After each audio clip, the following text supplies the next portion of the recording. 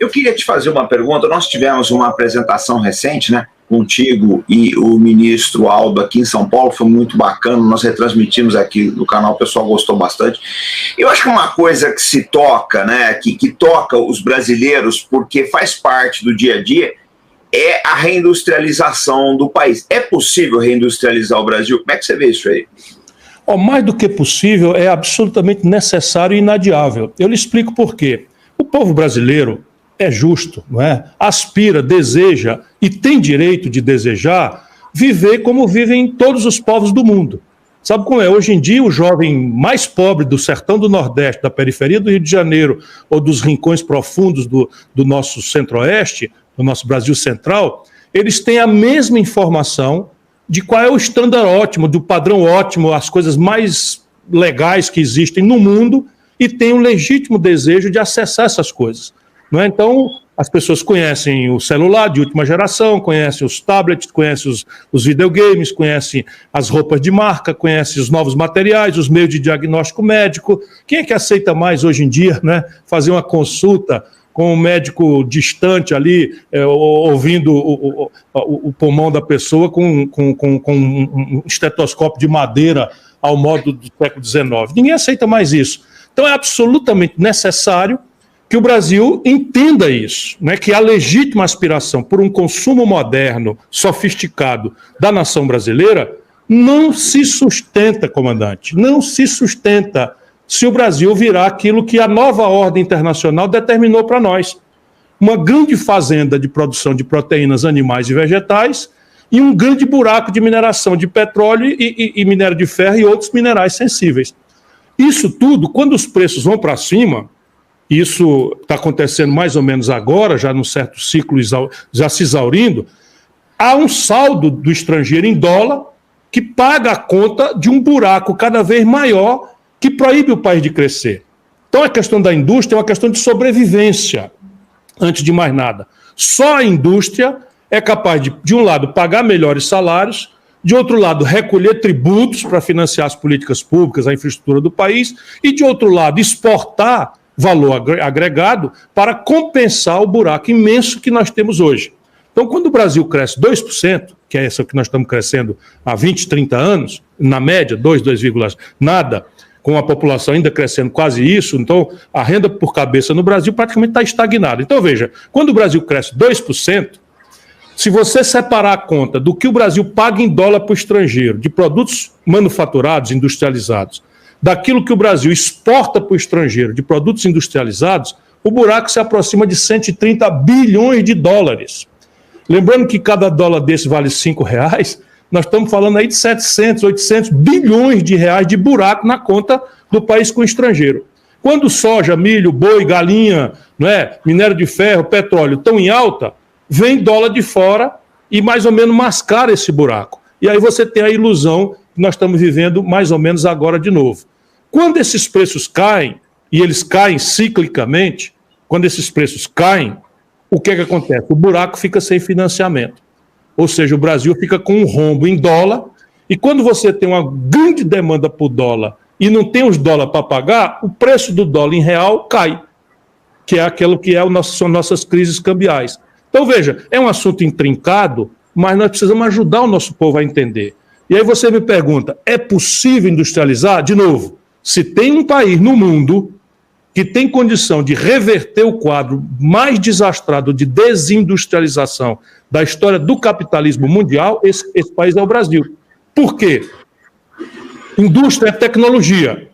Você dando uma olhada assim, poucos países periféricos do mundo têm uma comunidade científica e tecnológica tão sofisticada, qualificada quanto a brasileira. Veja, você conhece mais de perto o INME, Instituto Militar de Engenharia, o ITA, Instituto Tecnológico da Aeronáutica, são institutos tecnológicos de excelência global. Não por acaso você tem ali o CTA do lado e você tem a Embraer como produto disso. Estou dando exemplo prático. Então, só existe 8 países do mundo que sabem fazer um avião. Aqui está o Brasil entre os 8. E por que não química fina? E por que não o complexo industrial da defesa? Eu vejo que eu combate aí com a questão da Avibraz. Por que a Avibraz se levantou tão poderosa? Porque o governo e as Forças Armadas, percebendo a necessidade estratégica de termos uma indústria de defesa nacional, botou muita grana ali, desenvolveu coisas importantes. Resultado, agora, a Avibra está sem escala, está sem financiamento, está enfim, sem acesso ao comércio exterior, uma série de fatores por conta de ideologia política, e ela simplesmente está quebrando. Qual é a solução? O que os caras estão fazendo? Entregando para o estrangeiro. Percebe? Entregando para o estrangeiro o resto de indústria de defesa que nós temos. Isso chega a ser pitoresco se não fosse tão trágico. Então, veja, reindustrializar o Brasil é possível por quê? Porque nós temos inteligência tecnológica, eu já falei, nós temos um mercado interno muito grande, em que a ferramenta da compra governamental, comandante, só essa ferramenta, que é protegida pelo nosso status na Organização Mundial do Comércio, ou seja, não há ilegalidade internacional nenhuma, só a compra governamental em defesa e no complexo industrial da saúde são capazes de superar esse buraco que eu lhe falei de 130 bilhões de dólares. O governo federal compra por ano do estrangeiro, gerando emprego na China, na Índia, nos Estados Unidos, na Europa, 18 bilhões de dólares. Lá vamos de novo multiplicar por 5, estamos falando de 100, quase 100 bilhões de reais por ano. Dinheiro que já está ouvindo a conversa. Percebe? Porque outros países não têm o dinheiro. Vê o que está acontecendo na Argentina. A Argentina não tem um centavo de dólar para pagar nem as contas essenciais dela. O Brasil gasta, já está gastando dinheiro. Qual é o país do mundo que tem como nós esse ponto de partida? Depois você veja, complexo industrial do agronegócio. Se eu estiver sendo longo, me interrompa. Mas eu gosto de dar exemplo. Mostra as ideias, é isso que o pessoal quer ouvir mesmo. Eu gosto de dar exemplo para a gente saber que o Brasil tem condição prática. Eu não sou um patriota apaixonado sozinho, não. Eu estudo os problemas e vejo os potenciais. Então, veja, a metade do que o Brasil gasta, aí são os empresários, com a produção rural mais competitiva do mundo, é importado do estrangeiro. Metade. Você destacou aqui no seu Arte da Guerra o conflito da Ucrânia. No dia seguinte que a Rússia invadiu a Ucrânia, os fertilizantes pagos pelo agricultor brasileiro subiram 200%. Faz sentido um país como o Brasil, que tem todos os fosfatos, todos os nitratos, toda a matéria-prima absolutamente disponível no nosso próprio solo, no nosso próprio subsolo, importar quase todo o fertilizante que nós usamos na agricultura mais moderna do mundo, que é a brasileira, importando do estrangeiro.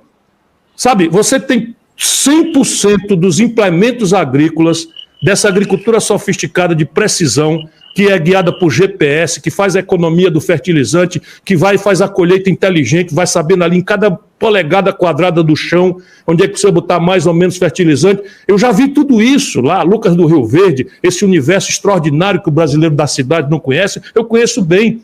Tudo vem do estrangeiro.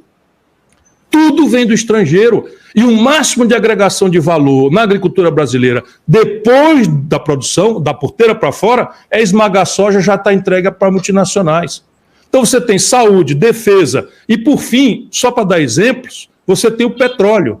Ô, meu irmão, deixa eu lhe dizer, agora, como no Bolsonaro, o Brasil está virando um exportador de petróleo bruto, crescente a exportação de petróleo bruto e decrescente a produção brasileira de derivados. Ou seja, nós estamos fazendo o inverso do que o mundo faz. Nós estamos exportando matéria-prima bruta e estamos aumentando o volume de gasolina, óleo diesel, querosene de aviação, meu caro comandante. Meu caro comandante Farinazo, 100% do querosene de aviação dos nossos aviões civis e militares são hoje importados dos Estados Unidos. Se alguma razão econômica não ficava evidente que o Brasil já foi autônomo nisso, a questão da sensibilidade estratégica, como é que eu dou um fornecedor do meu insumo básico? Sabe como é? O caça-gripe só voa com querosene de aviação. Se não tiver querosene de aviação, ele serve para amarrar jumento ou pendurar paletó. Percebe? Então, veja, aí está de novo. Qual é a dificuldade do Brasil ser autônomo em matéria de derivados de petróleo? Então, todo esse complexo industrial de petróleo, gás, bioenergia, caramba, energias alternativas. O Brasil tem expertise. Eu estava lendo um artigo do professor Paulo Gala hoje. Eu nem sabia. Eu todo dia descubro uma coisa nova, não é, de um país extraordinário que está aí, né, aguardando políticos que liderem a libertação do Brasil dessa tragédia de mediocridade, de fisiologia e de corrupção. O Brasil é um país, entre poucos do mundo, que tem meio caminho andado para a questão da fusão nuclear, que é a energia limpa, não é, por excelência que se espera. O Brasil pode ser um protagonista global de hidrogênio verde, porque nós temos ventos, nós temos solo, nós temos, enfim, uma costa de 8.400 quilômetros onde uma energia offshore pode ser gerada. Eu cansaria o seu espectador, à noite aqui, descrevendo os potenciais extraordinários. Agora, pergunta para mim, o que está acontecendo em matéria disso? Nada. Ou o oposto, estamos desindustrializando o país.